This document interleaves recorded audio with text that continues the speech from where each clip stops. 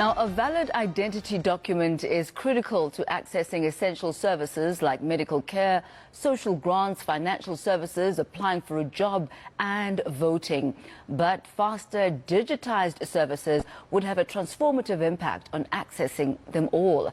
According to iiDENTIFii CEO and co-founder Gur Geva, digital identity programs open essential pathways for the disenfranchised. We talk to him now. A very good morning to you, Gur Geva. Opening up a world of possibilities, you say, for those who are disenfranchised. Talk to us about these digital identity solutions. Morning. First of all, thank you for having me, Tammy, and thanks for taking the time. I think it's very important, as you say, to ensure that the individuals we're dealing with are no longer disenfranchised. And what we're seeing at the moment is those individuals have to travel to certain locations at certain times to try and be included in this identity ecosystem. They could be working, they could be saving the travel time and saving the travel money.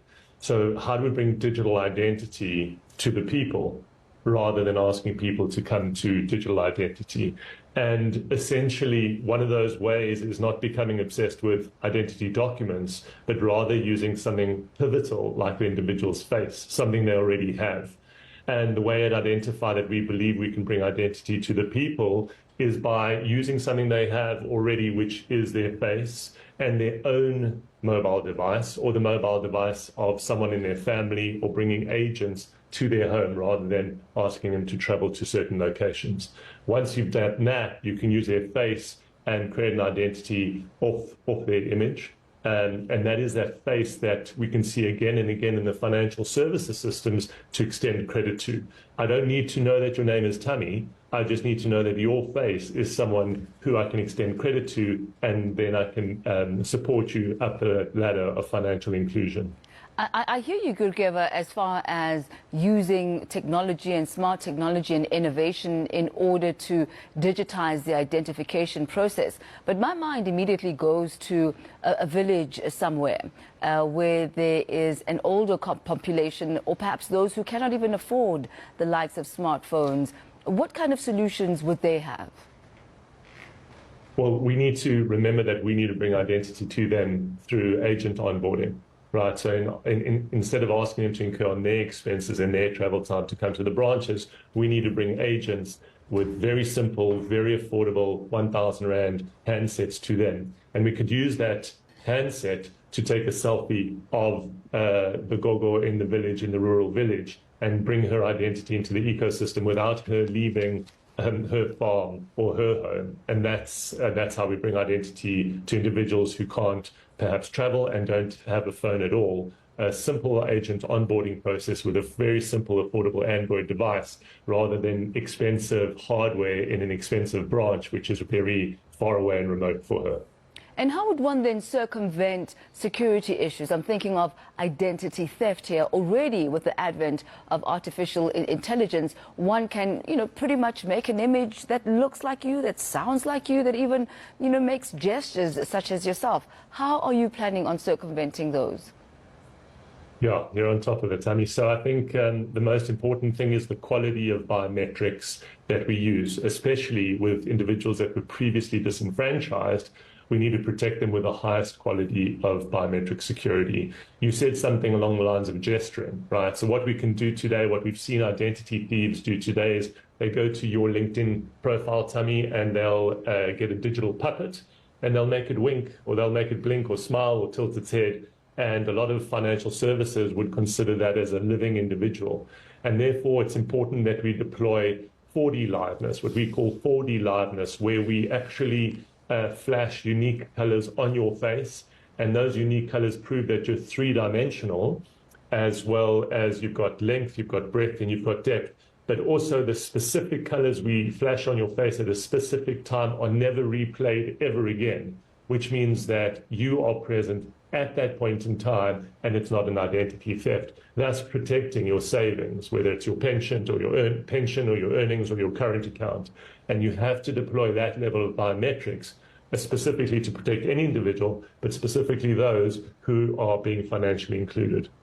We've seen the financial services sector really taking up, digital identification as far as face recognition is concerned, etc.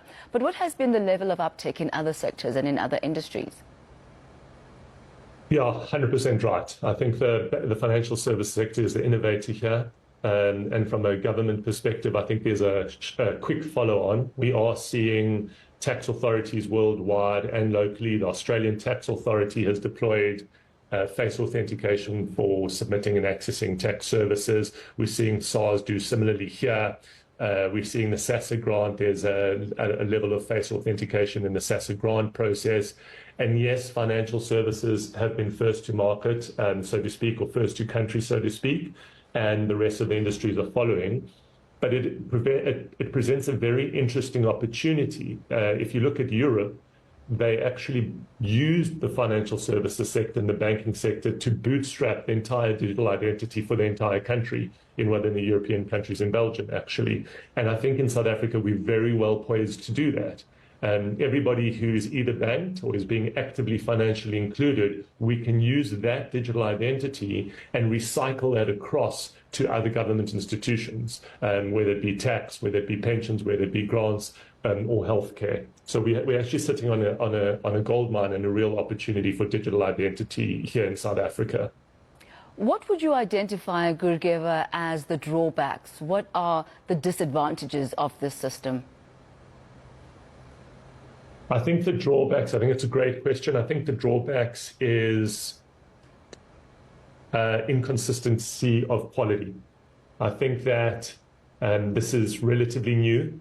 Yes, it's been going about 7 or 8 years in South Africa, but if you're going to take digital identity to the next level, we need consistency of quality.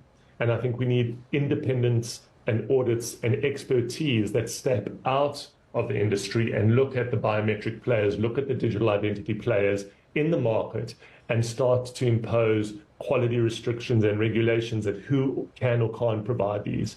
Because this isn't just supplying a consumable. This is supplying some of the most important, intimate, secure services that this country can have. And we need a level of external independent certification. And if we don't have that, we're not going to rise up to the level of security, and individuals will continue to be compromised. Well, Gur Geva, we'll leave it at that for this morning. But you were just saying that you liked our quote for today. Yeah, I loved your quote. Just be yourself. Everybody else is taken. I think it's incredibly liberating, because one of the hardest things is try to pretend that you're someone else. Can't enjoy yourself. You can't relax. You can't speak openly and freely. And Tammy, I think you embody that. You've got a great warmth and relaxation about you, and that enables other people to be themselves. So thank you for having me, and thanks for your time. Thank you, Gur Geva. It's been lovely having you. Be yourself, because everyone else is taken. That is our inspirational quote for today. Well, we did